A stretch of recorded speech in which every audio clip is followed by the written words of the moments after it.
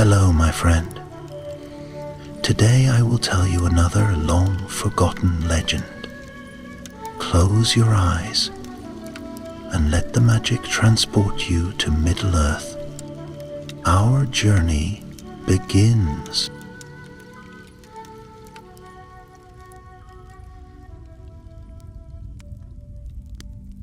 Long ago, in the twilight years before the War of the Ring, when shadows grew longer and whispers of ancient powers stirred in the forgotten corners of the world, the northern skies bore witness to a growing dread. Beyond the lands of Arnor, past the frigid plains of Forodwath, where even the hardy snowmen of the north dared not dwell, there was a mountain black as coal and sharp as a wolf's fang. The hill folk called it Thangrithul, the Maw of Fire. There, beneath the crust of stone and ice, a slumbering horror turned in its sleep. His name was Urgur the Flame-Tongue, last of the red worms who once terrorized the skies in the elder days. For centuries, he had dreamed in silence, curled about heaps of frozen treasure, gold plundered from fallen kingdoms, the bones of dwarves and men clutched in his iron claws. But now, something had awakened him, a scent on the wind, a memory of fire, and above all, a hunger. Southward he flew, the night shuddering beneath the thunder of his wings. He brought with him ruin and flame. Villages vanished in firelight, their ashes scattered like leaves in a storm. The Northmen, hardy folk of the snowlands, fled their homes and huddled in the woods, their hearts trembling with dread. Still, Urgur came with burning eyes like twin coals. Bard of the south, in the lands of Eriador, where the hills roll green and the rivers sing softly over stone, a gray-cloaked wanderer made his way through mist and memory. Gandalf the Grey, Mithrandir as the elves named him, was not unfamiliar with tales of dragons. He had walked the deep paths of Middle-earth for many lifetimes, and he had seen the scars left behind by such beasts: scorched stone, blackened bones, and gold twisted with sorrow. At the edge of the Engle, where the Loudwater bends like a silver bow, Gandalf came upon a band of frightened Northmen. Their eyes were hollow with sleeplessness, their children wrapped in furs, their wagons creaking with all they had left. They spoke of the Red One, of burning rivers and screams in the night. They spoke of... Gandalf listened in silence, his brows drawn and staff held tight in his hand. When they had finished, he looked north, far beyond the hills, beyond the hidden paths, to the lands where frost lay thick even in summer. He felt the cold there, not of weather alone, but of age and malice. Another fire awakes in the north, he murmured, more to himself than to the others. And if it is not quenched, it may set the world alight. He offered the Northmen words of comfort and bade them seek shelter in the south, where the Dúnedain still held watch over the wild. Then he turned his steps northward, into the wind, into the wilderness, and into peril. The path was long and lonely. Through the Edendales and over forgotten ridges he traveled, his cloak stiff with frost and boots cracked from stone and snow. Yet he did not falter, for he knew that dragons, unlike men or elves, do not stir without purpose. If Urgur had risen, it was not for hunger alone. Along a narrow path beside the frozen lake of Rithil, Gandalf came upon the ruins of an old outpost, a watchtower built by dwarves long ago, its stones now scattered, its gate sundered by something vast and clawed. Ash and soot clung to the snow, and in the ice, melted through by ancient fire, was the blackened mark of wings. There, beneath the hollow sky, Gandalf stood still, drawing from the depths of his thought.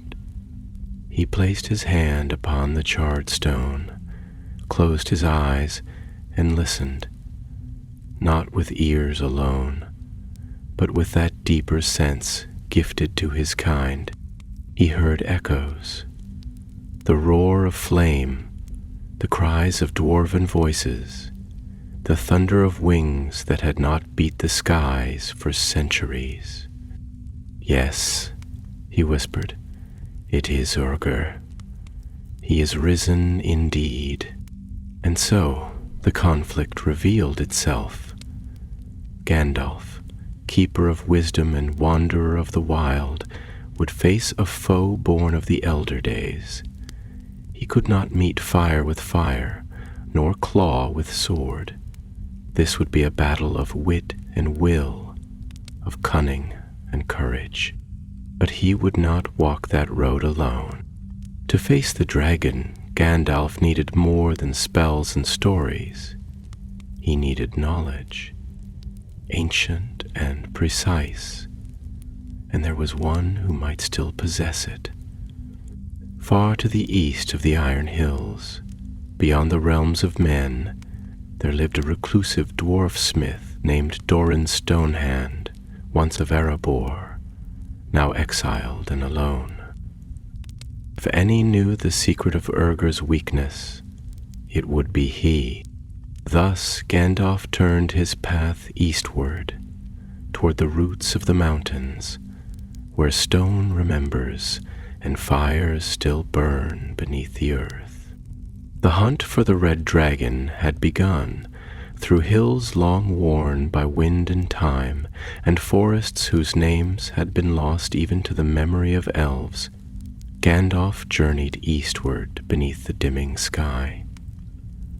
The days grew colder, though the season was not deep in winter, and a strange silence lay upon the land, as though the very earth held its breath. No birds sang in the woods of Talos, and the beasts that once roamed the underbrush had fled or hidden in burrows, as if fleeing some shadow that no eye could see.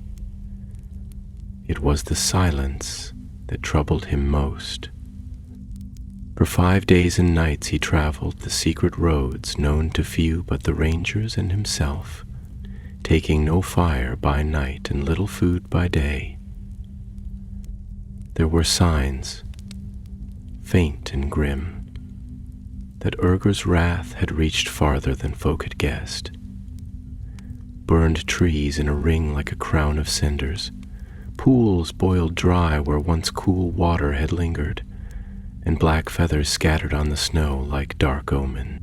But Gandalf pressed on, bearing in mind the words of Radagast, spoken long ago in the quiet woods of Rosegubble. The fires of the north do not die. They sleep beneath the stone and dream of wings. It was upon the eve of the 6th day that he came at last to the threshold of the Grey Spine Mountains, whose roots run deep into the foundations of the world. And there, in a narrow defile shrouded in mist, stood the dwelling of Doran Stonehand. Doran was a smith of the old ways, exiled from Erebor, not for cowardice nor crime, but for delving too deep into the craft of dragon lore. Long had he studied the scales and sinews of the beasts of fire, collecting fragments of their bones and ancient tales from lands as far as Rhûn and Cand, until the dwarves of Erebor grew uneasy and bade him depart. Better to lose knowledge than to waken what sleeps, they had said. And so Doran had left the lonely mountain with naught but his tools, his books, and a single shard of red crystal, the eye of a wyrm slain in the First Age. or so the tales claimed. His hall was not grand, nor filled with gold, but carved deep into the stone, hidden by clever rune work and veiled from unkind eyes. Gandalf found the door as he remembered it, a narrow arch half covered in ivy, guarded by a single rune that glowed faintly at his approach. He spoke the word in Khuzdul, and the rune faded. The stone door opened with a low groan, and he stepped within. The air was warm, scented with forge smoke and old parchment. Far below, in a wide chamber lit by crimson flame, stood Doran, hammer in hand, his beard singed at the tips and his eyes gleaming like embers. He did not startle at Gandalf's arrival, for he had heard the whispers on the wind and seen strange signs in the molten flow of his forge. "So," said Doran, setting down his hammer and wiping his hands upon his leather apron, "you come not for friendship this time, nor idle tale swapping. You come for the dragon." Gandalf inclined his head. "Urgur has wakened."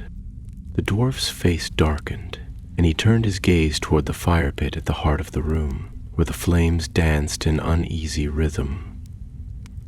For a long while he said nothing, and Gandalf did not press him. At last Doran spoke, his voice slow and heavy with memory. "I once held a scale of Urgur in my hand. Found it in the ruins of Felagast, where he slew 300 men and 10 dwarves, and melted the very stones of the citadel. That scale was harder than mithril, and red as blood in moonlight. No fire known to dwarves could mar it. And I learned then what few dared to say aloud. This is no common dragon. Urgur is ancient, older than Smaug, and bred in the deep pits of Angband, where the first fire dragons were made by Morgoth himself." Gandalf nodded gravely. "Then you understand the danger. If such a creature roams free in the north, and if he should be drawn to the south, the havoc he would unleash would eclipse even Smaug's ruin of Dale. Worse yet, if he were to be ensnared by Sauron's will, there would be no power left in the north to resist him." Doran said nothing, but his hands clenched into fists. At last he turned to the wall and pulled from it a long wrapped bundle, bound in leather and sealed with iron rings. He laid it upon the table and unbound it slowly, revealing a map, not of kingdoms or borders, but of mountains and deep places, old lairs and known flight paths of the great worms. Lines of fire traced certain paths, and one in particular ran from the northernmost peaks of Thengwithul to the borderlands of the North Down. "This is where he goes," Doran said, pointing with a blackened finger, "toward the hidden vaults of lost treasures, and toward the last hoards unclaimed. But here," he drew a circle upon the map with the tip of his dagger, "is where we may lay the trap. There is a gorge, deep and narrow, known only to a few. If we can draw him there, we may use the wind and stone to our advantage. But it will not be strength that brings him low. It must be trickery,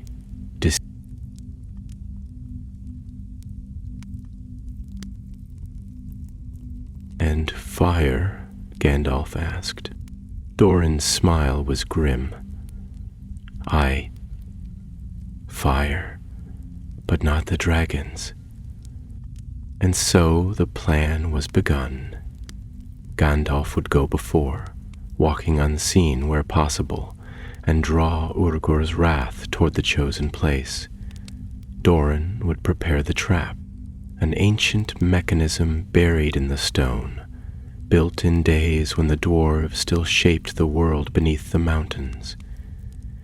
It would require all his skill, all his knowledge, and more than a little luck. But if it worked, the dragon would be brought low, or at least bound. "Why do this, Doran?" Gandalf asked before departing. "You owe the Northmen nothing." The dwarf looked at him, eyes hard as obsidian. "I owe the world the silence of that beast. I have lived too long in the shadow of his fire. Let me die in its ending if needs be." Thus their fates entwined. Wizard and smith set their plan in motion, though they knew not whether it would bring salvation or doom. And even as Gandalf set out once more into the cold wind, far in the north, the sky turned red with fire, and Urger's wings darkened the moon. Far and wide the signs of Urger's passing were now made plain, for even as Gandalf descended once more from the high halls of Doran's Stonehand and turned his face again toward the western foothills, tidings came to him unbidden, on the wind, in the curling smoke of distant fires, and in the hurried steps of beasts fleeing southward through forest and vale. The dragon had descended upon the borderlands, and his fury was no longer spent in cold and lonely places, but had come now to the edge of settled lands, where men tilled fields and watched the skies with dread. As he passed through the wild dales of Rhovanion, Gandalf came upon burned homesteads, their thatch blackened and walls collapsed, with no sign of life save for a few scattered tools left behind in haste, and a single wooden doll, half charred, lying in the snow. No bodies were found, and for that he was grateful, though he feared what fate had overtaken those who once dwelt there. Whether they had fled in time or been taken by the flame he could not say, but the silence that followed the dragon's wrath was like a tomb unsealed. By careful step and veiled presence, Gandalf moved swiftly, ever watching the skies, though clouded they were with ash and smoke. His cloak, gray as the mists of twilight, blended with stone and tree, and the light of his staff he covered with a cloth of elvish make, lest it draw an eye more perilous than any mortal foe. For it was now no longer enough to know of Urger's presence, but to guide him, by ruse and feint, by sign and trace, toward the trap that Doran prepared, with iron will and ancient craft. On the 7th day since their parting, the first sign came that the dragon had marked his scent. From the crags above the vale of Elenrin, Gandalf beheld with keen sight a shadow passing over the snow, fast-winged and slow, trailing a breath of fire like a banner of war. He waited then beside a cold stream until the stars had wheeled westward, and beneath their silver gaze he set forth a trail, a burning branch bound with spell sigil and leaf of Malorn, laid atop a standing stone where once a beacon fire had burned. To such a sign a dragon's senses would be drawn, if not to the fire itself, then to the hidden presence behind it. Twice he repeated this ruse, each time a little farther westward, always within the narrow bounds of the path Doran had shown, until the mouth of the gorge lay within reach, like the throat of a great beast, awaiting the cry of its prey. Yet still he dared not hope, for dragons are wise in wickedness and prideful above all creatures that walk or fly, and there was every chance that Urger, old as he was and cruel of thought, would smell the snare and turn aside. But the flame of the north was ever drawn to gold, and in the heart of the gorge, Gandalf and Doran had placed the bait, treasure not from Erebor nor from Moria, but from the lost halls of Fornost, taken in secret years before by dwarves of the Blue Mountains, and now laid bare once more, glittering under the cold sun. There were gems and rings, blades of ancient craft, and most of all the broken haft of a king's scepter, wrought of silver and iron, that glowed with runes of Númenorian design. His hoard, if any, would stir Urgar's greed, and in that weakness lay the hope of all. But before the dragon could be lured, Gandalf must deliver to him a final sign, one so bold that it could not be mistaken. And so, as the sun set upon the 9th day, he climbed to the high rocks overlooking the gorge, and kindled a flame of his own, not of wood or oil, but of a pale blue fire that danced without smoke, casting long shadows upon the cliffs. It was a signal born of the west, taught by the elves of Valinor in ages long forgotten, and it burned with a light unseen by mortal eyes save in dreams. Then he waited, not moving, not speaking, as the stars turned once more above him, and the wind stirred low among the rocks. And in that stillness he felt it first, not in sound, but in a sudden stilling of all things. The birds that had returned fled once more. The wind died. The very trees seemed to draw inward as if afraid. Then came the cry, not a roar, but a long rising note, terrible and cold, like metal grating upon stone. And it echoed across the mountains, down into the gorge and into the hearts of all living things.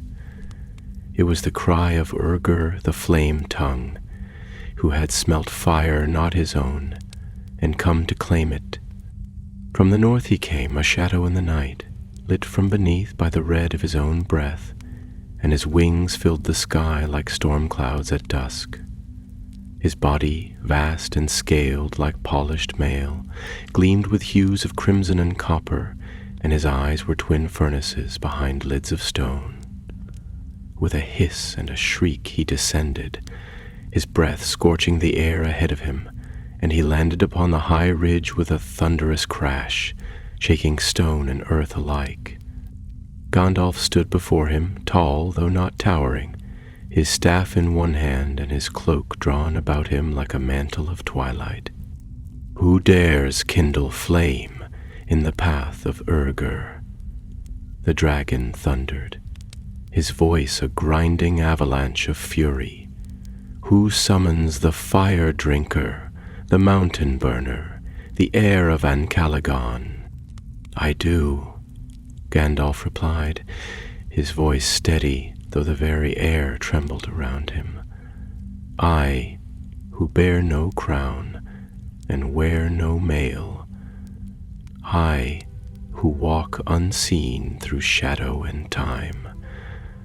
I, who remember you, Urgar of the North, though the world has all but forgotten."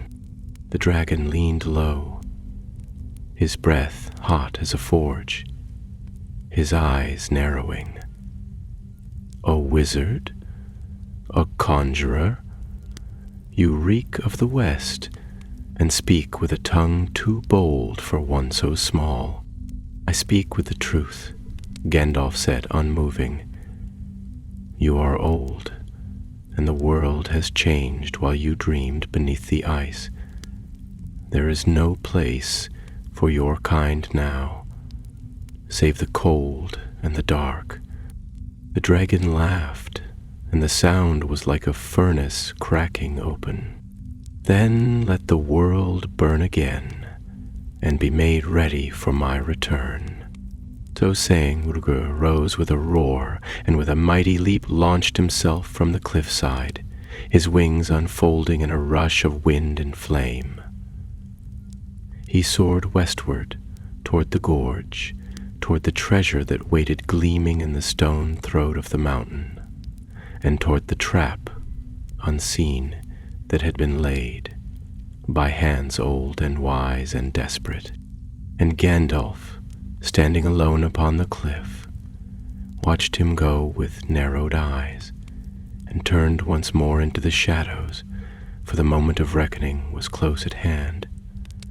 The gorge into which Urgur now flew with the fury of storm and fire was a narrow cleft carved by ancient waters, long since fled, a deep chasm that wound like a knife through the roots of the grey spine, bordered on either side by steep, jagged cliffs that leaned inward like the jaws of some sleeping beast. Few living creatures had ever descended into its depths, for its slopes were treacherous and broken, and in spring it filled with ice melt and roared like a river of stones. Yet now, in the deep cold of the turning year, it stood dry and still, and there, hidden from the eye by rock and cunning craft, lay the trap wrought by Doran's stone hand. The dwarf, for all his solitary years in exile, had not forgotten the arts of his kin. Beneath the stone he had labored without pause, hammering ancient devices into place, setting keystones with chants of old, and wiring the gorge with channels of oil and pitch drawn from the dark pools of the deep earth caverns. But this alone would not suffice, for no dragon born of Morgoth's brood could be undone by fire alone, nor by the falling of rocks, unless the blow struck true and deep. And so Doran, delving into the oldest tomes of dragon lore, had devised a weapon rare and perilous, a shard of obsidian tempered in the heart of a volcanic forge, bound with silver runes and set upon a ballista older than the kingdoms of men. This weapon he named Naruk-Zigul, the Black Flame, for it had been forged not to wound the flesh, but to pierce the very soul. As Urgur swept down the gorge with a cry of triumph, and the beating of vast wings that stirred the snow into whirling clouds, his eye fell upon the treasure laid out beneath him, and his heart, swollen with greed, leapt in delight. For dragons, even the wisest and most ancient, are not free from avarice, and the gleam of gold is to them as blood to wolves. He circled once, his shadow eclipsing the treasure, and then he landed upon the central span of rock with a thud that cracked stone and sent echoes bounding along the cliffs. His long neck coiled like a serpent's, and he hissed in pleasure as he beheld the hoard, its silver filigree, its gemstones glinting red and green, its blades and helms bearing the marks of long-lost kings. "This is no offering," he murmured, his voice low and tremulous with desire. "This is tribute. At last, the world remembers whom it must serve." He lowered his head, drawing the treasure closer with a claw the size of a cartwheel, and as he did not see, nor did he care to look, the faint shimmer of heat along the ridges above, nor the narrowing of a distant dwarf's eyes far above him on the hidden ledge from which Naruk-Zigul was aimed.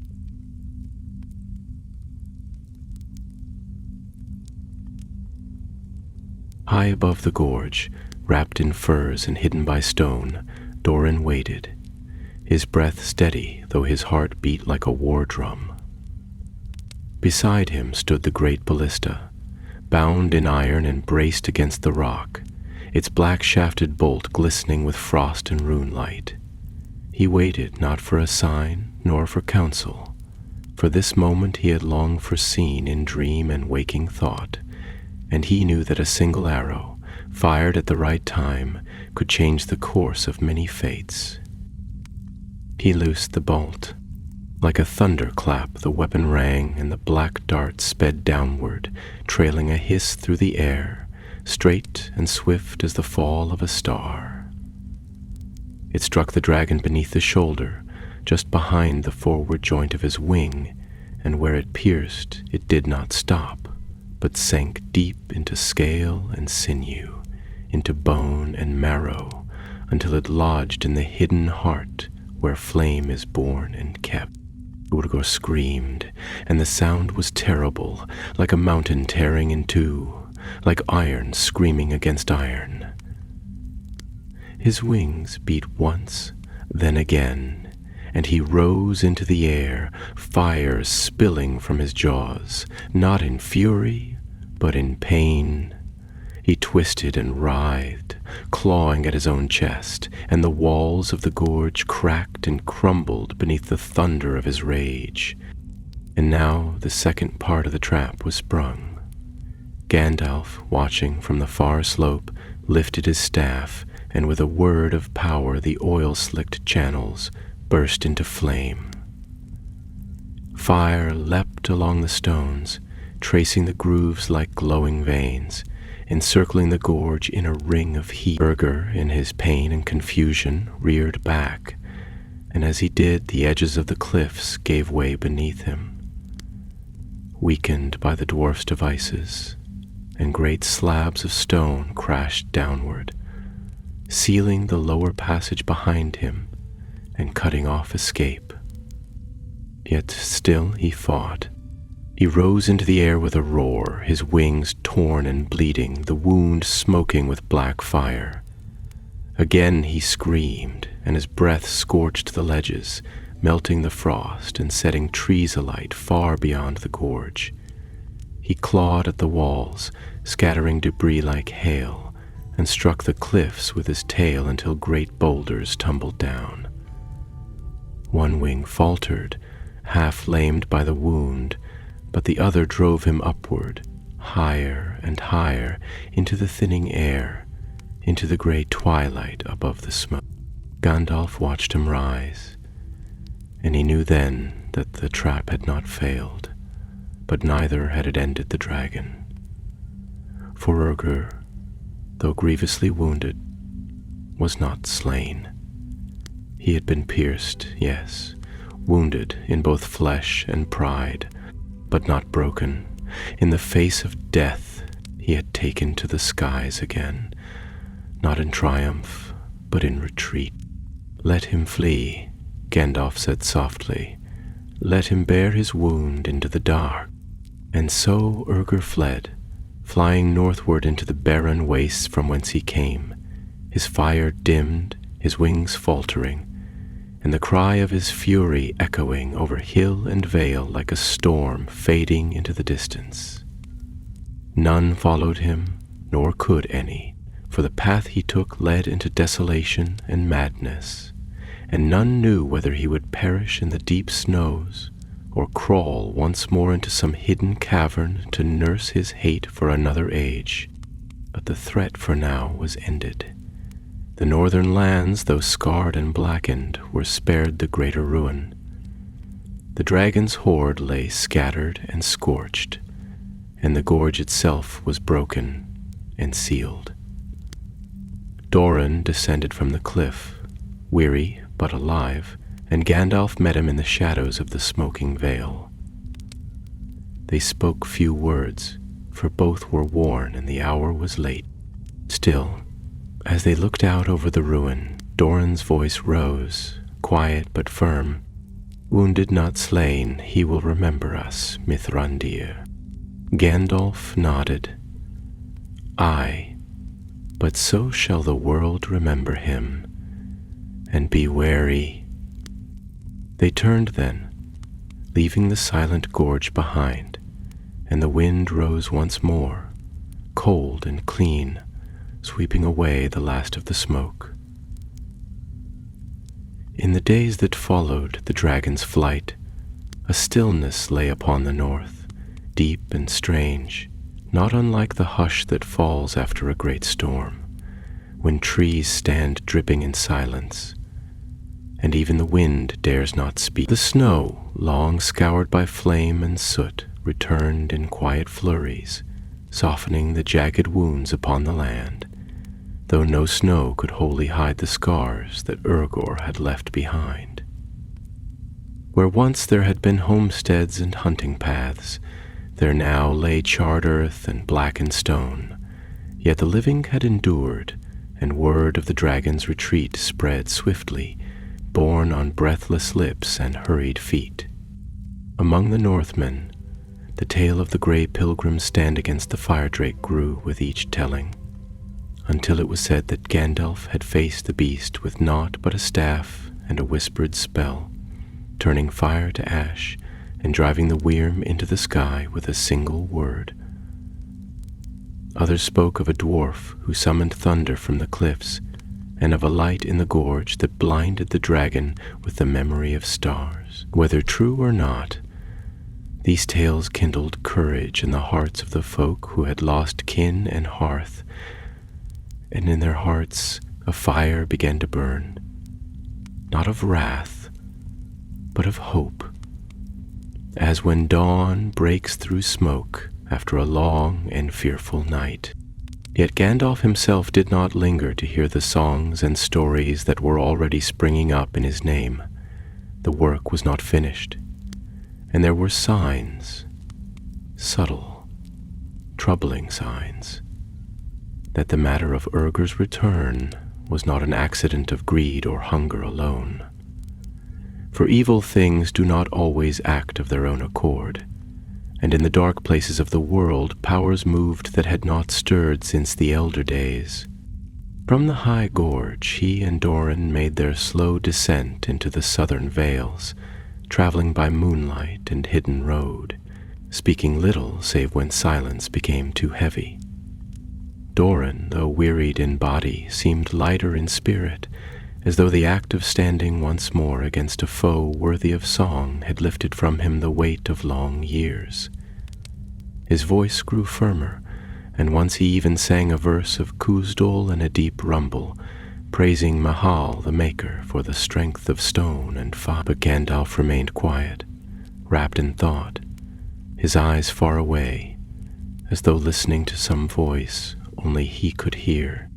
At length, on the edge of a low ridge above the Vale of Eredwin, where a few surviving homesteads yet smoked in the early winter air, Gandalf turned to Doran and spoke at last.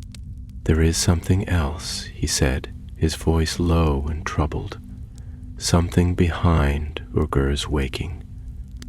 I feel it like a shadow at my back, faint and cold.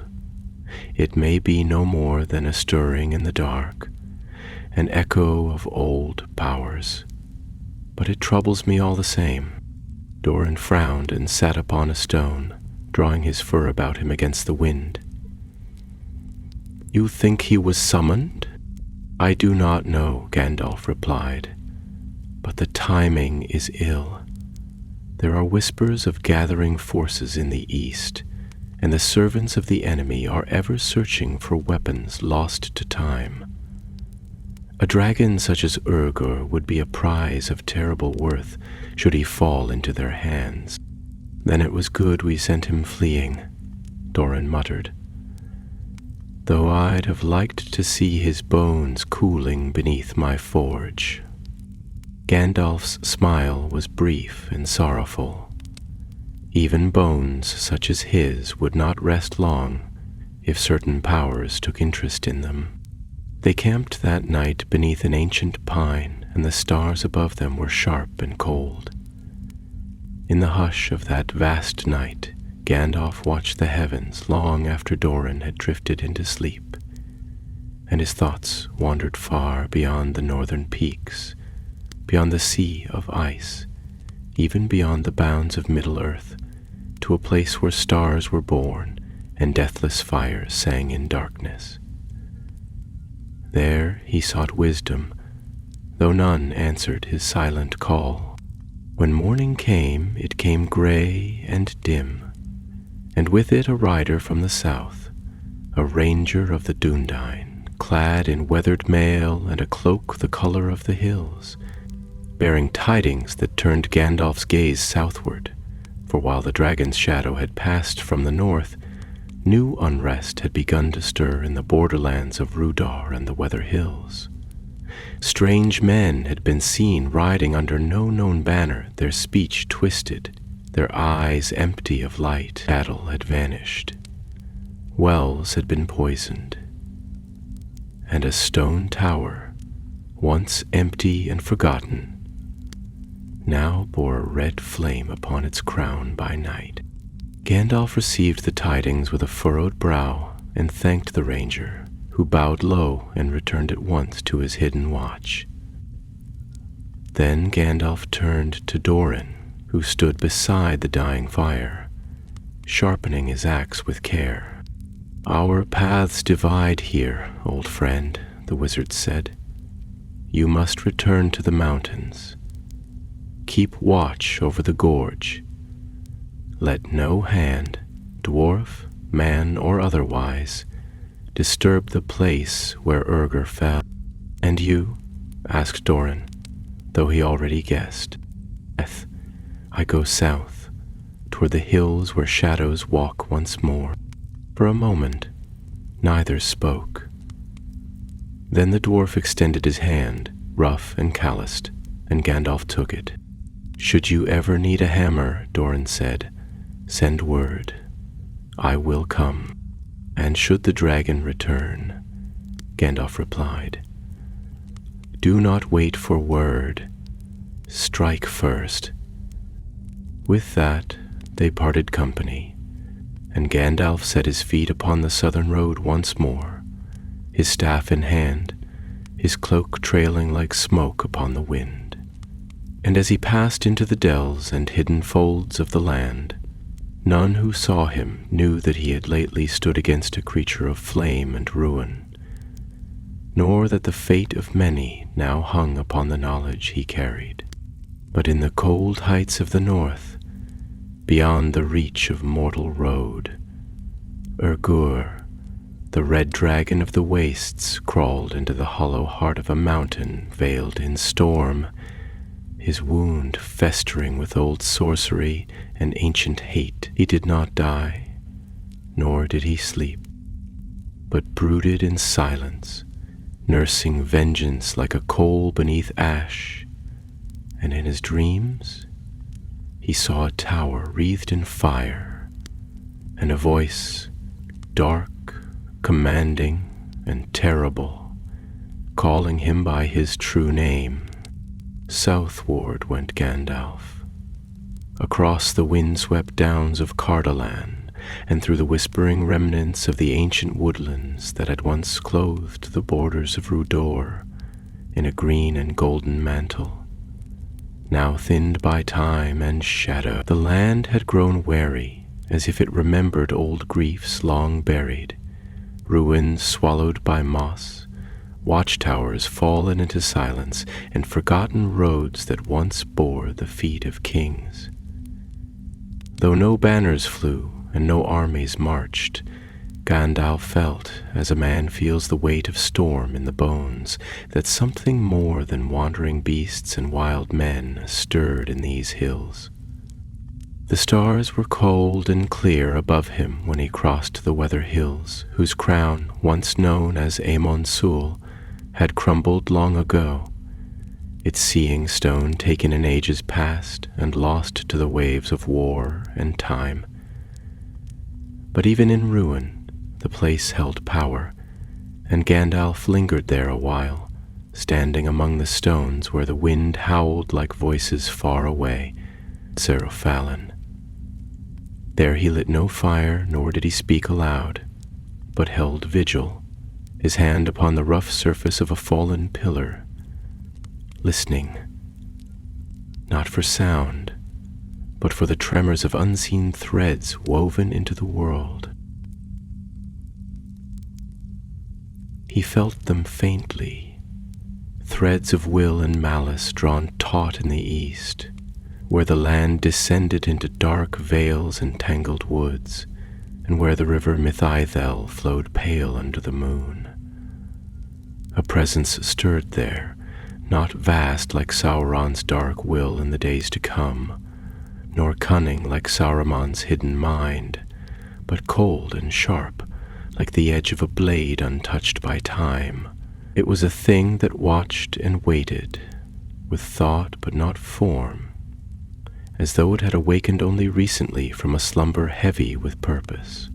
2 days he remained among the hills, speaking with the rangers when he found them, those grim but faithful men who kept watch over lands others had abandoned. They were few now, scattered in pairs or alone, clad in gray and green, with eyes that missed little and voices spare of speech. From them he learned that the red flame upon the distant tower had vanished as swiftly as it had come, but those who had ventured near found the stones scorched and marks upon the ground that no man could name.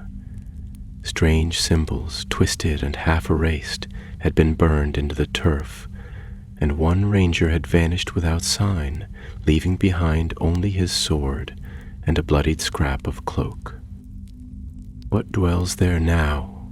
Gandalf asked one night as they sat near a hidden fire, sheltered in a hollow beneath an old barrow mound. The ranger, whose name was Halberan, bowed his head and spoke slowly, as if measuring his words against some inner dread. "We do not know. It is not orcs, nor trolls, nor men as we are. Some have seen shapes in the fog, tall, robed, and unmoving. And once a voice was heard, whispering in a tongue not spoken in these lands since the fall of Angmar. But none who hear it clearly remember what was said." Gandalf's face grew grave, and he fell into silence for a long while, staring into the flames as if seeking answers in their flicker. At last he spoke, and his voice was low and heavy with memory. "There are things that crawl forth when great powers rise, like insects from under a stone, things that remember the days of dread and serve without understanding. Not all evil is of Sauron's making, but many lesser shadows stir when his breath falls upon the world again. Watch that place, but do not go near it. There are minds at work there whose purposes have not yet been revealed." On the morning of the 3rd day, Gandalf took his leave of the rangers and passed eastward into the borderlands of Rudar, where once a kingdom had stood in pride and strength, now lost beneath bramble and ruin. The air was colder here, though it was not winter's work. The sky was often shrouded in a dim haze, even when no clouds were seen, and the trees leaned together, as if whispering secrets not meant for mortal ear. Birds were few, and those that remained were silent. He came at last to the edge of a wide hollow, where a cluster of stones jutted like broken teeth from the earth. Among them stood a tower, low and crooked, built of red stone and dark mortar, older than the kingdoms of Arnor, and never meant for beauty or song. It leaned slightly to one side, as though resisting the pull of the land itself, and its single window stared westward with the blankness of an empty eye. Around it the earth was scorched in places, and strange symbols had indeed been burned into the grass, curved marks like hooks or claws, written in no known script, though Gandalf thought he glimpsed fragments of black speech, twisted and masked. He did not approach the tower, for his heart misgave him, and a chill not of wind or weather crept along his limbs. But he circled it, watching, listening, and casting spells of concealment upon himself. For if he had been led here by signs, then others might also be watching. In the stillness he felt it again, that same faint pull, like a thread tugging at the corners of the world, and in that moment he understood that the thing which had drawn Urgur from his slumber had touched this place also. Whether by word, by dream, or by scent upon the wind, the dragon had been summoned, and this place had been the horn that called him. But why, and to what end, he could not yet discern. As he turned to leave, a whisper touched his ear, not from the air, but from within, soft as a breath, yet unmistakable. Mithrandir, the name hung in the air like a mote of ash, spoken in a voice without shape or weight, neither male nor female, old yet unborn. He did not answer. Instead, he drew his cloak tighter, pressed his hand to the silver brooch upon his breast, and departed swiftly, taking a southern path through twisted groves and root-choked glens. Long after he had gone, the tower stood silent, but deep within its stones, something stirred, something that had listened and marked and remembered. That night he took shelter beneath an overhanging ridge, too weary to travel farther, and as sleep crept upon him, dreams came, dark and swift, full of wings and fire, and a voice that whispered in many tongues, and through them all moved a figure cloaked in shadow, neither man nor elf, with eyes like burning coals, and a hand outstretched, calling not to him, but to something far greater, something older than even the towers of the world. When dawn came at last, it brought with it no warmth, but a gray light, and the far cry of crows wheeling high above the hills. And Gandalf, rising slowly, knew that his path would lead him farther yet, not only through wild lands and scattered ruins, but into the deep councils of those who still bore watch against the dark. For a tide was rising in the east, and even the dragons of the north had begun to stir in its wake. The sun climbed slowly behind a veil of gray as Gandalf made his way southward, passing beyond the last watchposts of the Dunedain into lands less patrolled and less secure, where the roads had long since crumbled into grassy tracks, and the stones of old keeps stood lonely among briars. Here, the remnants of the ancient kingdom of Cardolan lay scattered like bones, forgotten barrows, vine-choked ruins, and cairns whose builders' names had passed from all reckoning. In such places the veil between past and present is thin, and the air itself seems laden with memory and sorrow. And so it was that Gandalf walked in silence, pondering deeply all that he had seen and felt since the day he first heard the name of Urgur whispered in feet. He had long suspected that the stirrings in the north were not unconnected to greater movements far beyond the mountains and plains of Eriador, for even in the west, where the sea whispers to the shores of Lindon and the elves keep their hidden counsel, tales had begun to circulate of strange dreams, of fires seen on the far horizon, and of beasts long thought extinct appearing once more in the wilder parts of the world. And now, with the knowledge of the tower in Rhudaur, and the voice that had spoken his name out of shadow, Gandalf felt certain that some force, cunning and subtle, was reaching forth from the forgotten corners of Middle-earth, not in open war, but in secret summons, as a spider draws threads inward to the center of its web. Though he knew not yet the hand behind it, he feared that the waking of the red dragon had been but one note in a rising chorus of unrest, and that if left unchecked, the melodies of dread would soon grow into a dirge for the free peoples. It was for this reason that he now turned his steps toward Rivendell, the last homely house where wisdom yet lingered undimmed, and where Elrond half-elven held counsel with those few still counted among the guardians of the ancient world. There, perhaps, some light might be shed upon the growing darkness, and the name of Urgur, now writ in fire across the north, might find its place in the wider tale. The path to Rivendell was long, winding through low hills and silent woods, then descending into the steep, mist-shrouded clefts of the Bruinen Valley. For many leagues he walked alone, his thoughts as heavy as the sky, until at last one evening beneath a rising moon he came to the hidden road that wound down to the house of Elrond. There the air was sweeter, and the stars shone more clearly, and even the trees seemed to lean nearer as though greeting an old friend. No sentries challenged him, for the elves had seen his coming and knew him well.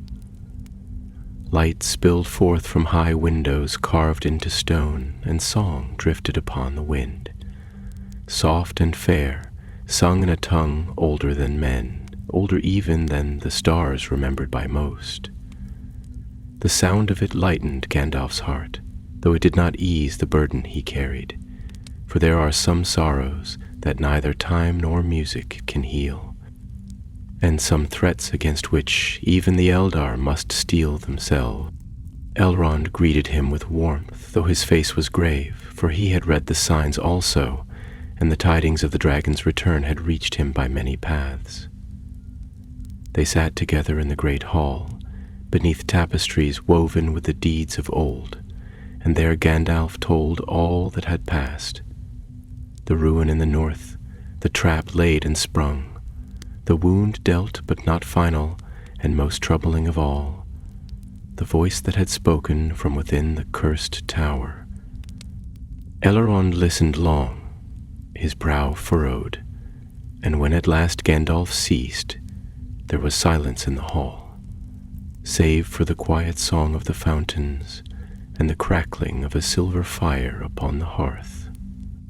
"This tower you speak of," Elrond said at last, his voice low. "It was known in the elder days, though few now remember it. It was called Carn Dûm, once the seat of the Witch King of Angmar.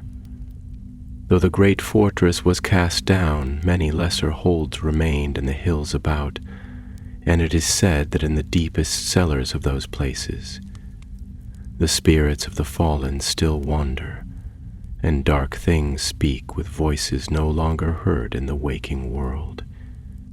But this was no mere shadow," Gandalf said. "It knew me.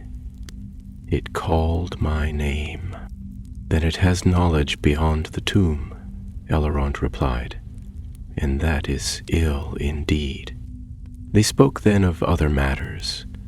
The stirring in the east, the silence of certain lands where once tidings flowed freely, and the troubling report that a ship bearing emissaries of the south had been sighted upon the coasts of Belfalis, flying no banner known to Gondor. All these things, scattered though they were, pointed to a slow rising of tides long watched for and feared. "There is still time," Gandalf said at length, "but it shortens. The dragon is wounded, yet not dead, and I fear he will not forget the hand that harmed him. Nor will those who stirred him rest while he lives. If they seek to make him their servant, he must be denied to them. Then we must find him again." Elrond said, "Before they do."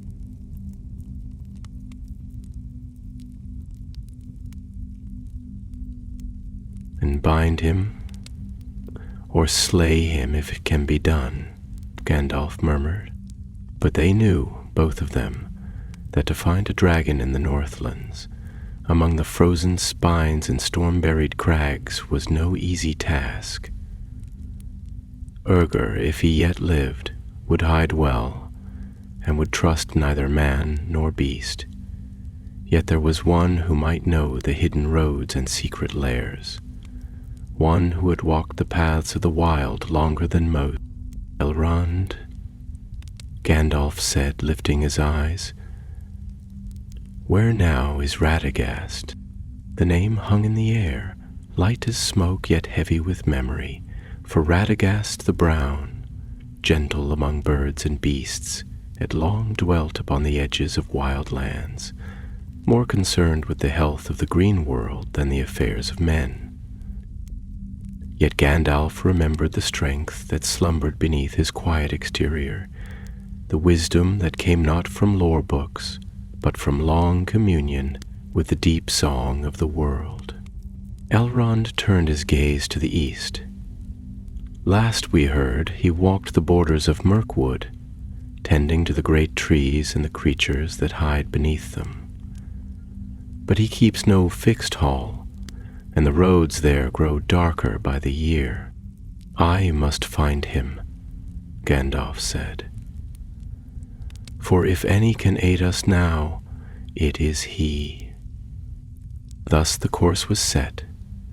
At dawn, Gandalf would ride again, this time eastward, toward the blackening eaves of Mirkwood, where spiders spun webs thick as ropes, and the old fortress of Dol Guldur loomed in silence. There, among tangled roots and whispering leaves, he would seek his fellow Istar, and with him, perhaps, discover the truth behind the dragon's awakening, and the hidden hand that now reached across the north like a shadow stretching toward the sun.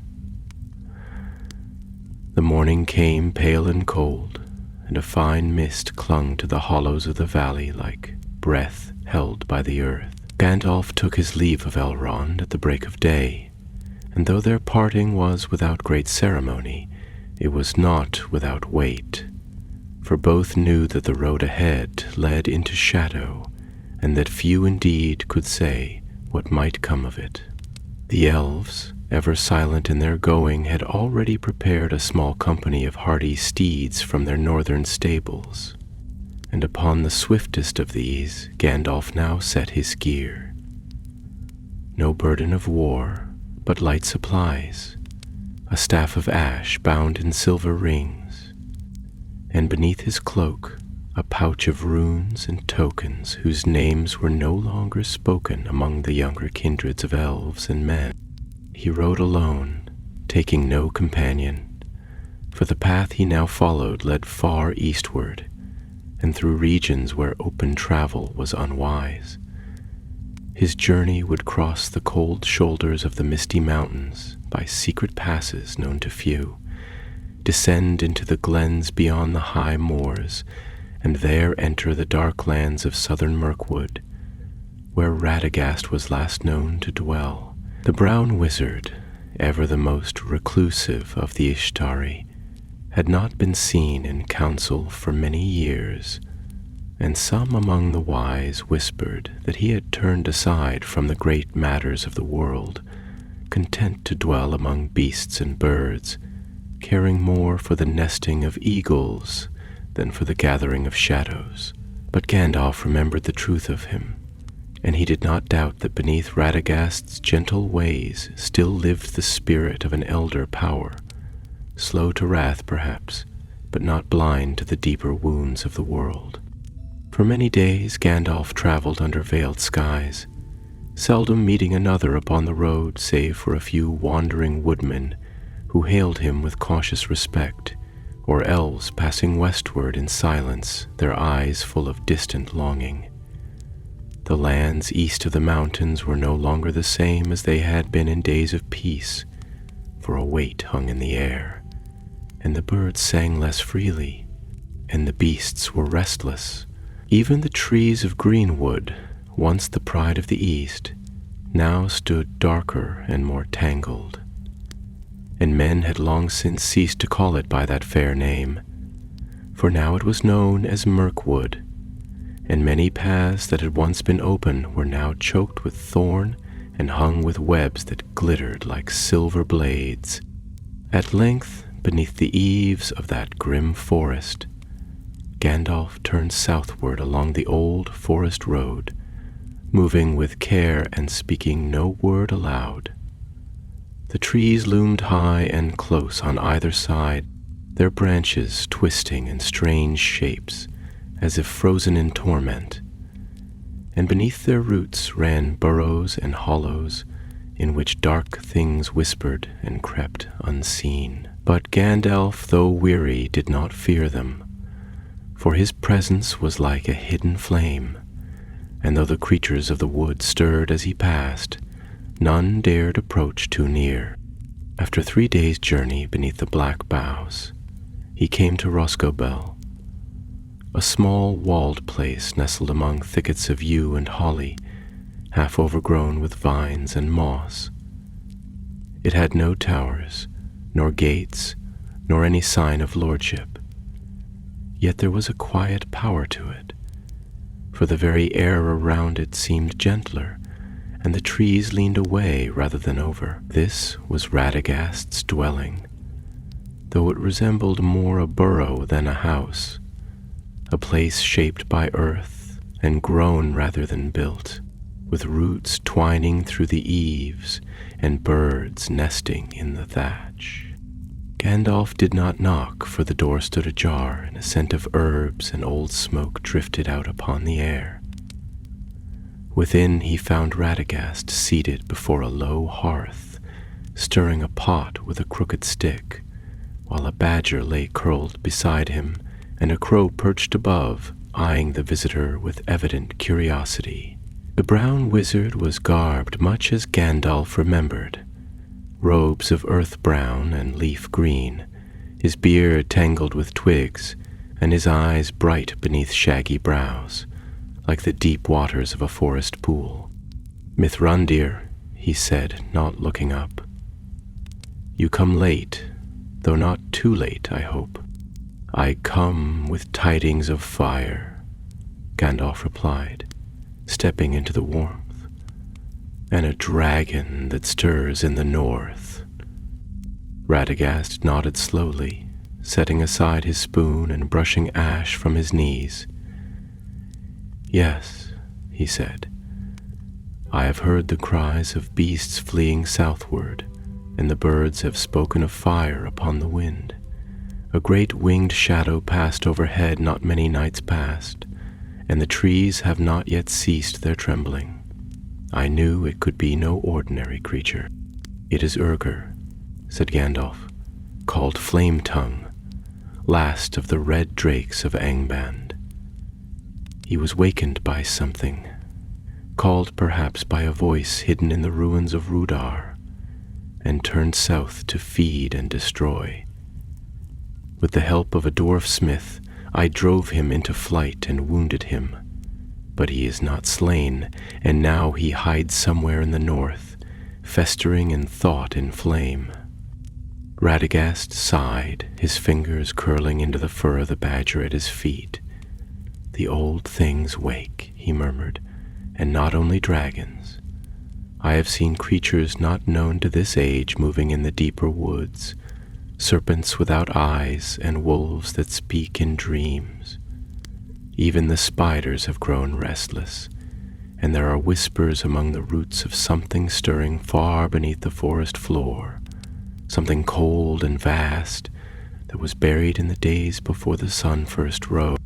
Gandalf frowned, for such words were not spoken lightly by Radagast, whose speech was usually soft, filled with wonder rather than fear. "Then you believe the dragon's rising is part of a greater design?" "I do not know what mind directs it," said the brown wizard, rising to his feet and pacing slowly. "But I know that the world is changing, the barriers are thinning. That which once slumbered in the depths now tests the bounds of the world. The enemy moves again. I feel it in the roots and in the water, in the cries of the night creatures and the silence that follows. You are right to seek me, Gandalf, for I have seen signs, though I could not name them. Perhaps together we can make sense of what is to come." Then Gandalf placed upon the table a single scale, red, hard as iron, and edged with soot. "Ymir left this behind," he said. "It bears marks not only of dragon make, but of dark enchantment.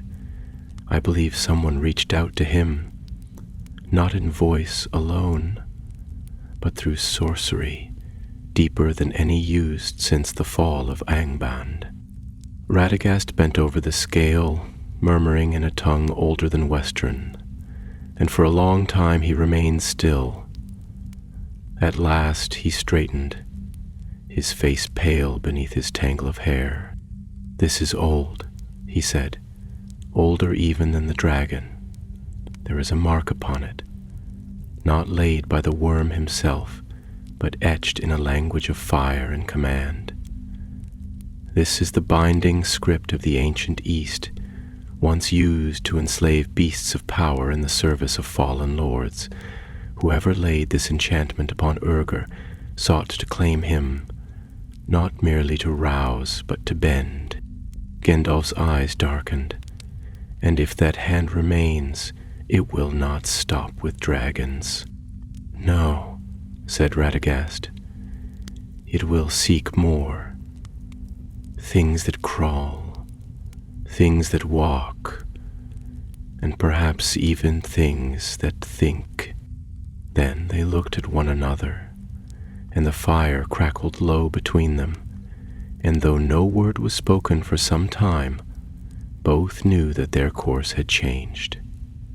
For now the tale was not only of a dragon wounded in the north, but of a power that had reached across mountains and years to bind a creature of the First Age, and might yet reach farther still.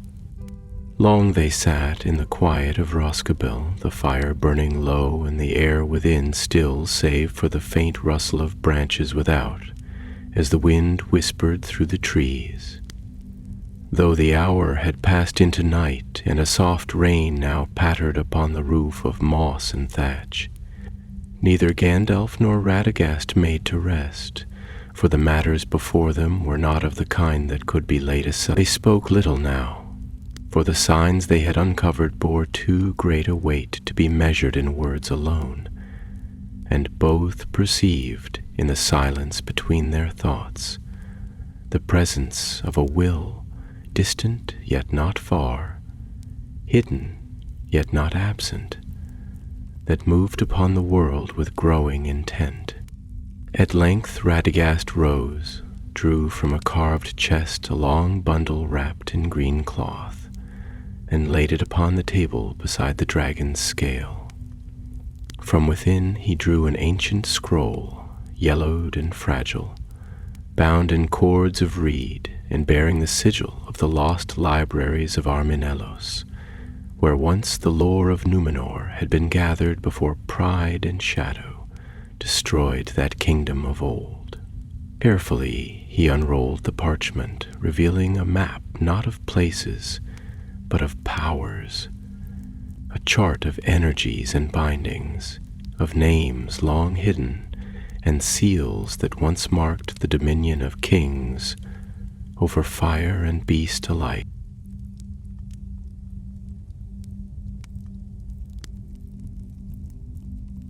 He said, pointing with one slender finger to a symbol drawn in dark ink, shaped like a coiling flame wrapped round a barbed ring, "is the mark I found upon the scale.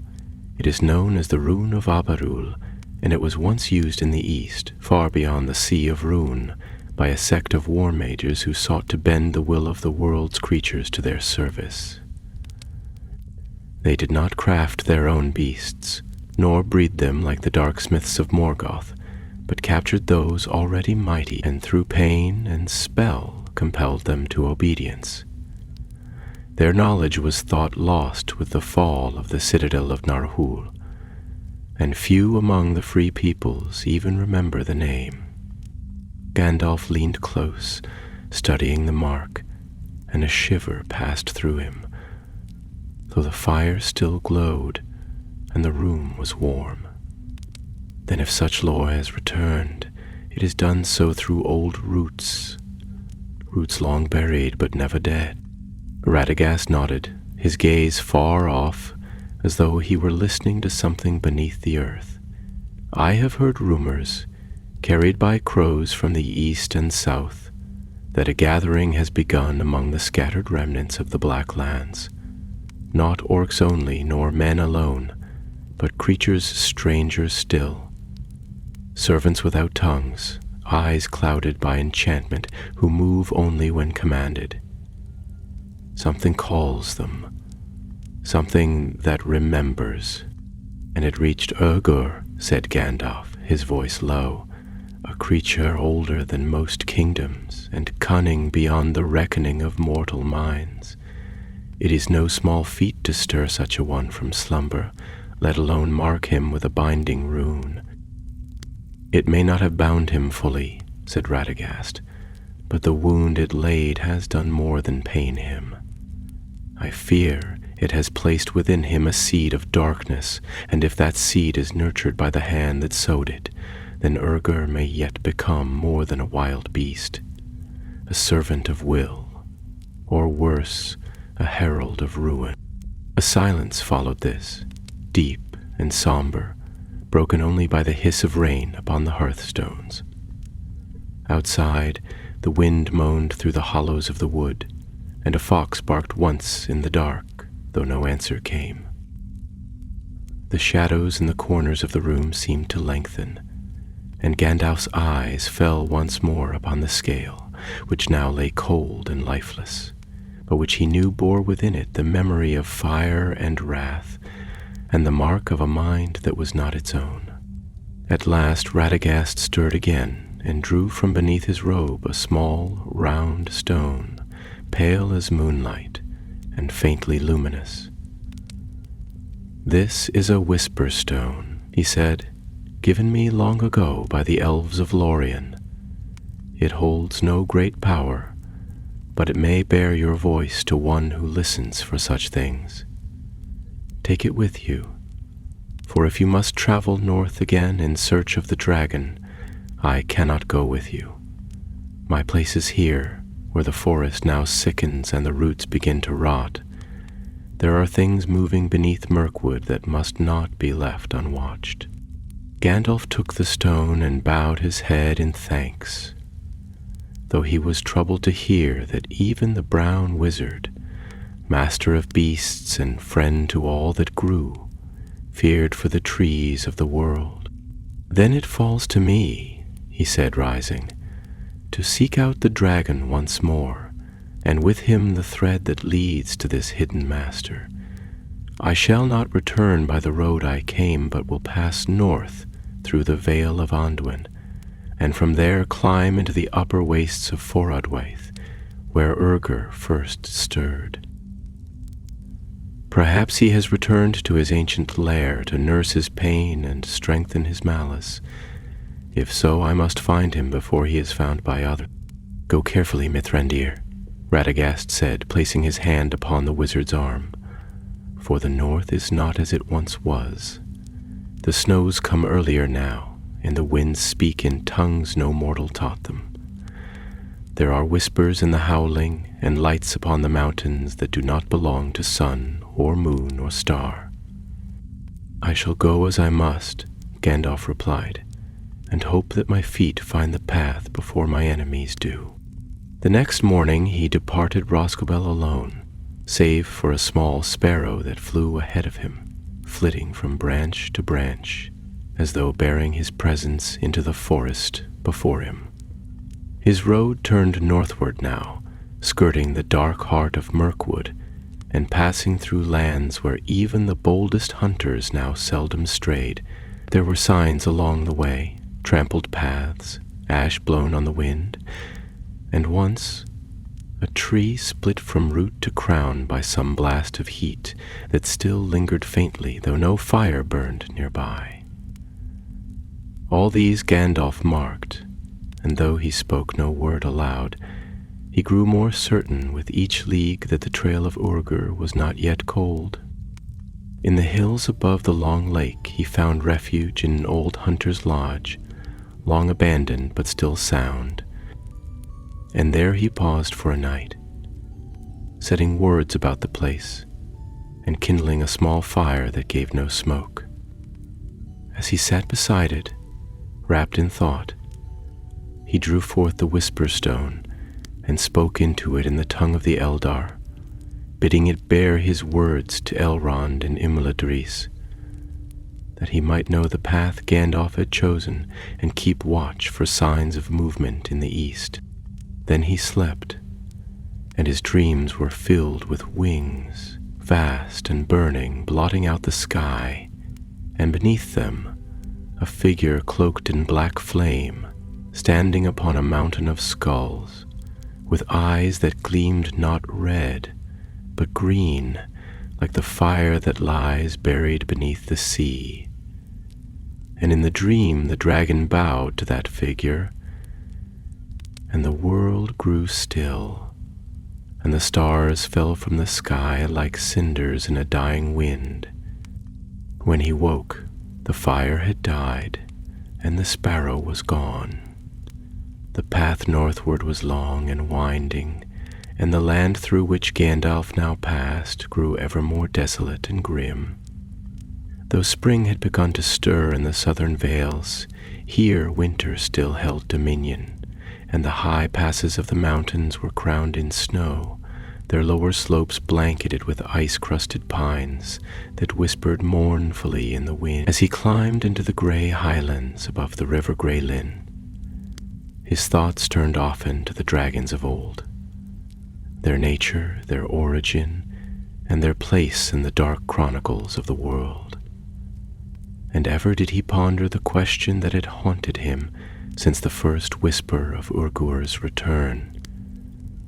What hand had dared awaken such a terror, and to what purpose was he now being drawn? For it was no idle fire that had roused the worm from his deep slumber in the frozen pits of Thangra Thul, nor was it a mere hunger for gold that had led him south to burn and slay.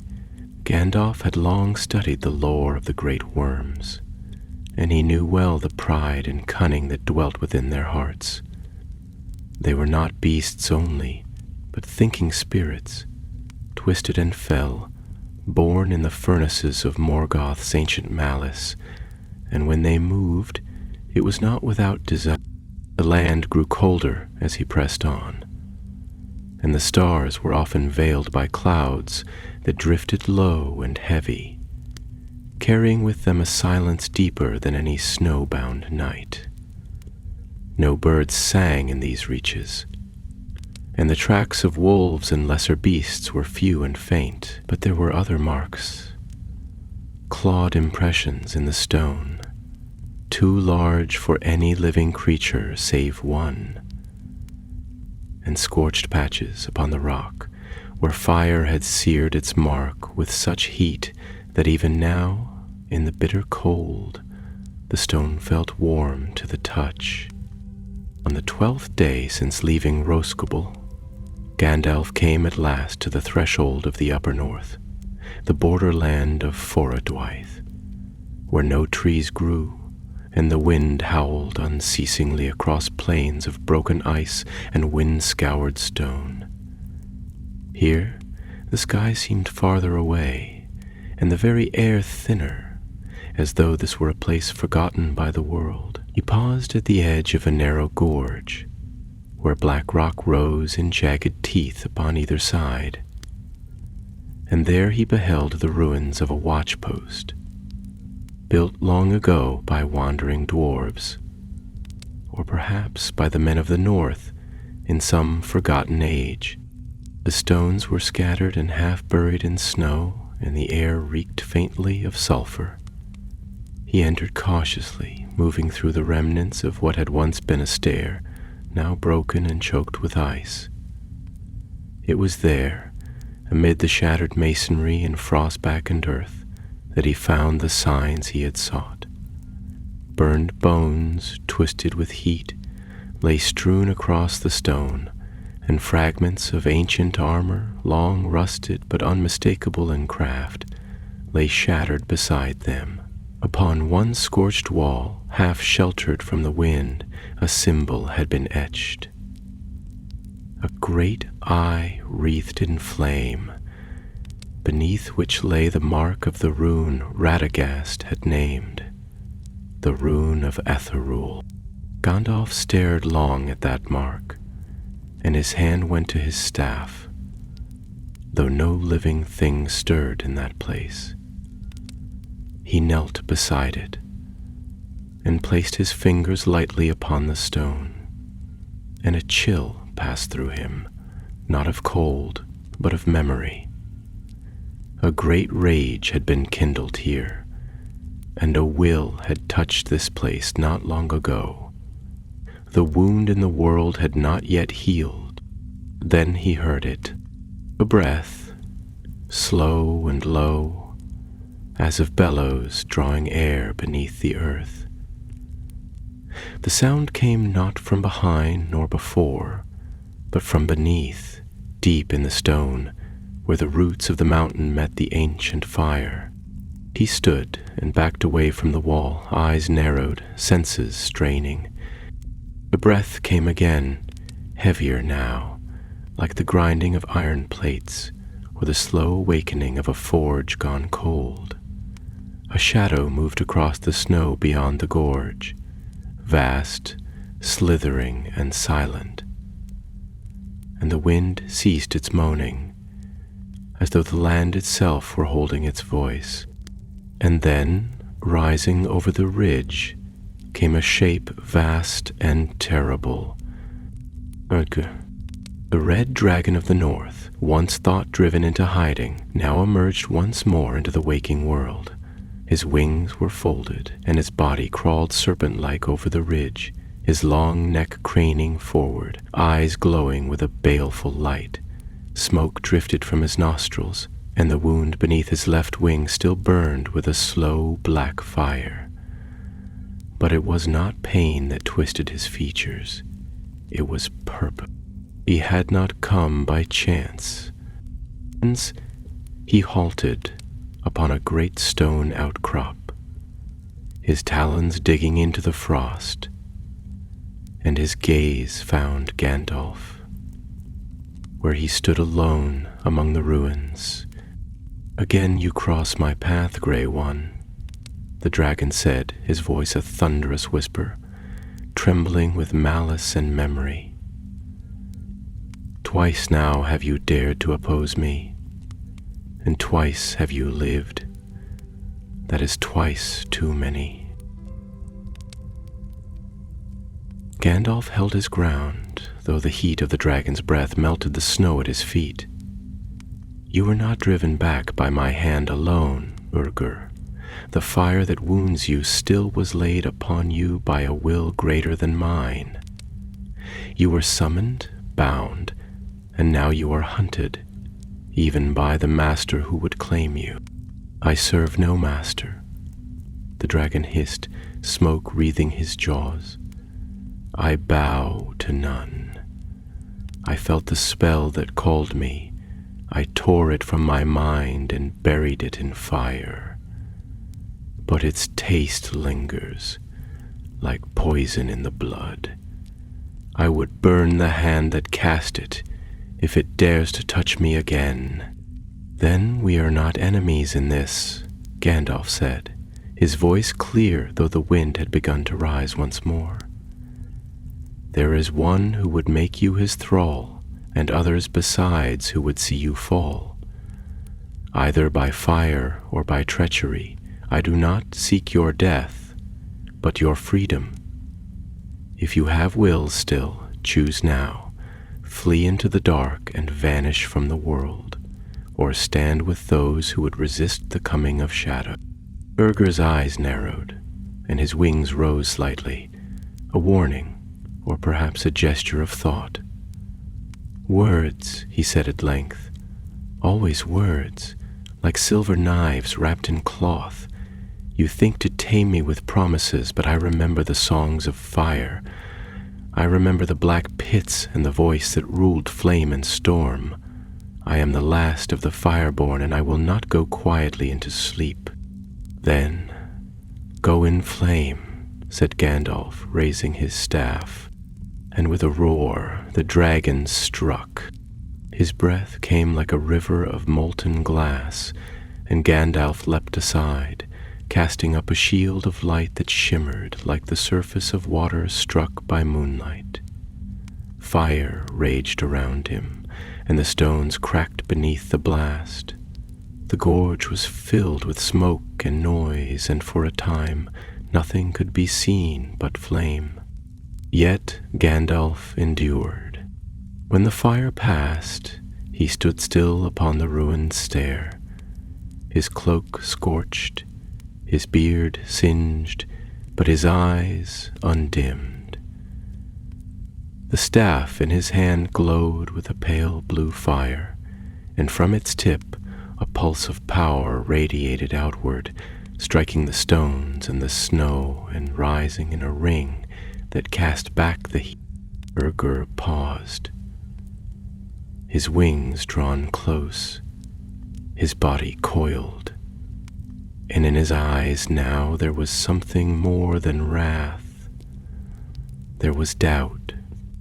"You are not what you seem," he said.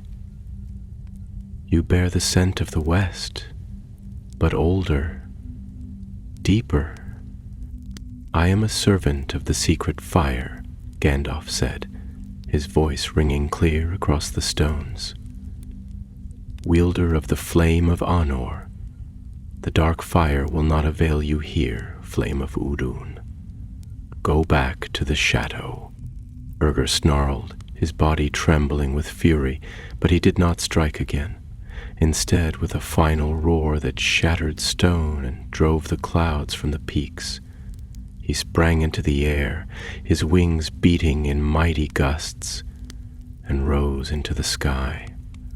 Northward he flew, trailing smoke and rage behind him, until he vanished beyond the white teeth of the mountains.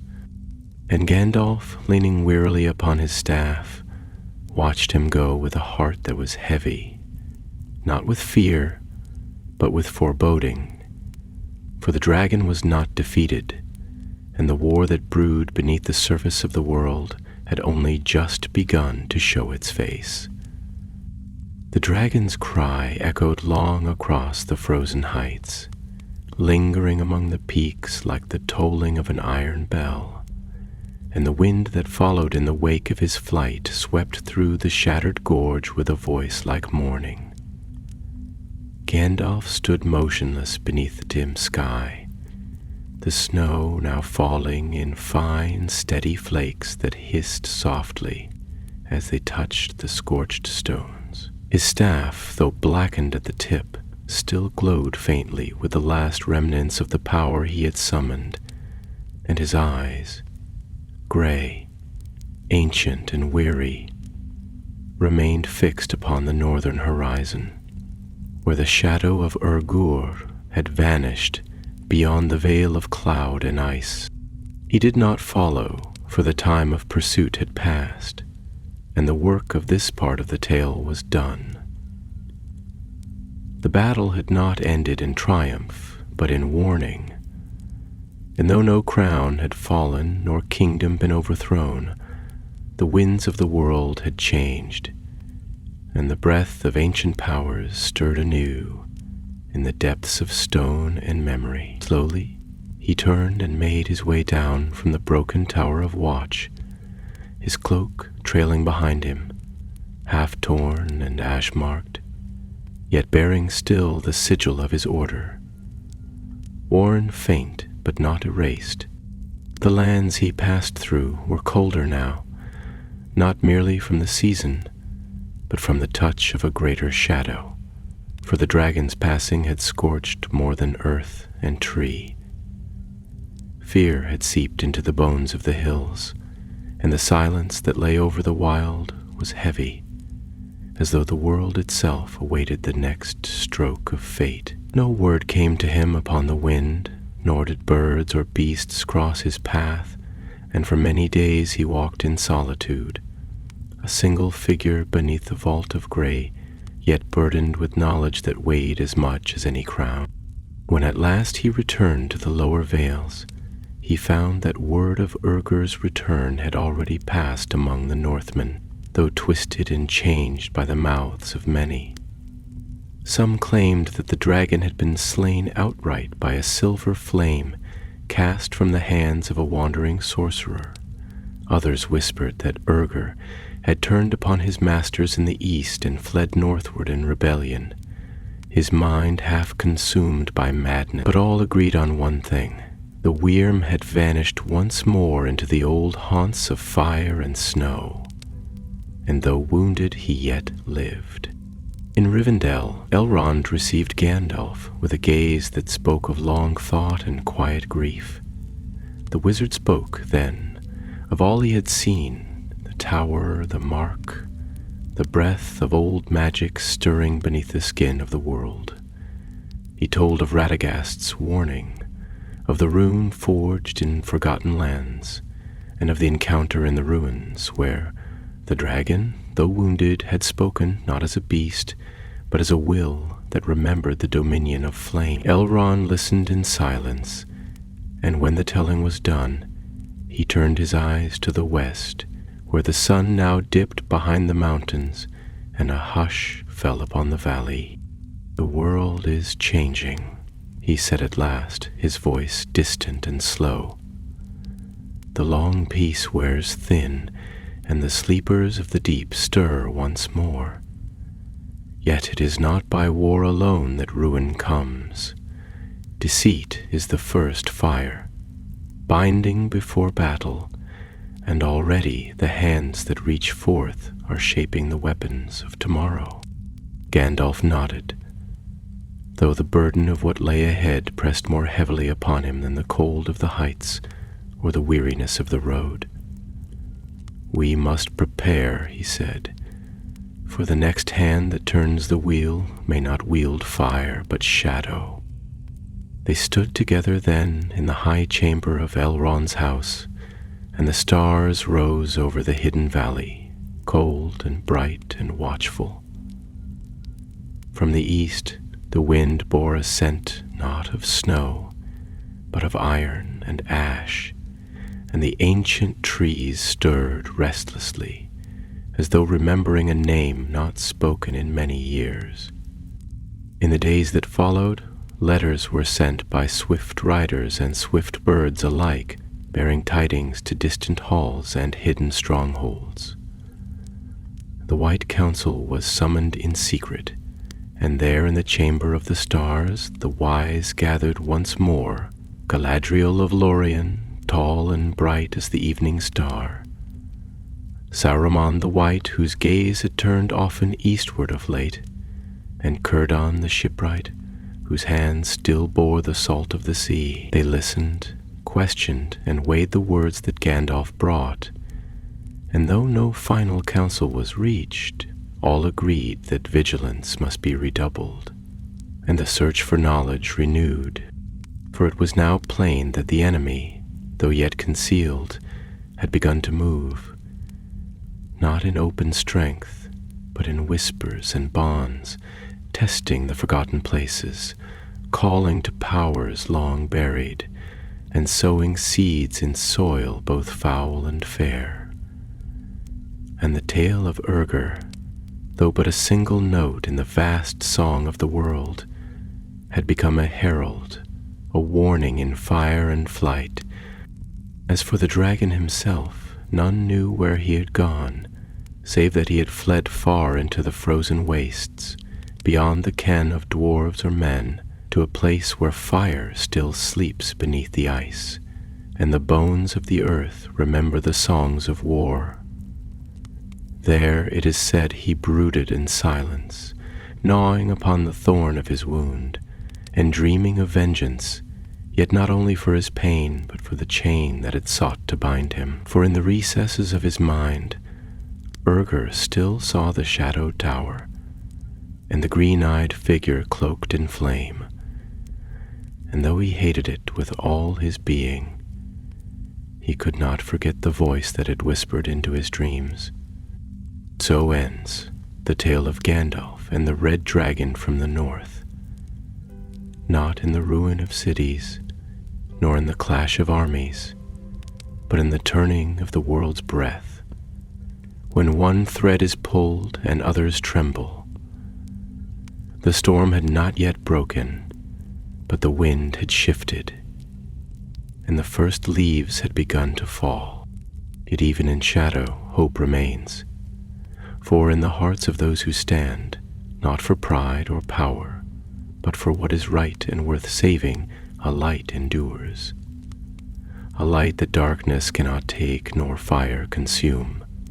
And though the road is long, and the fire yet burns in the far north, a hand still holds the staff, and a voice still speaks the truth, quietly and steadfastly against the coming night.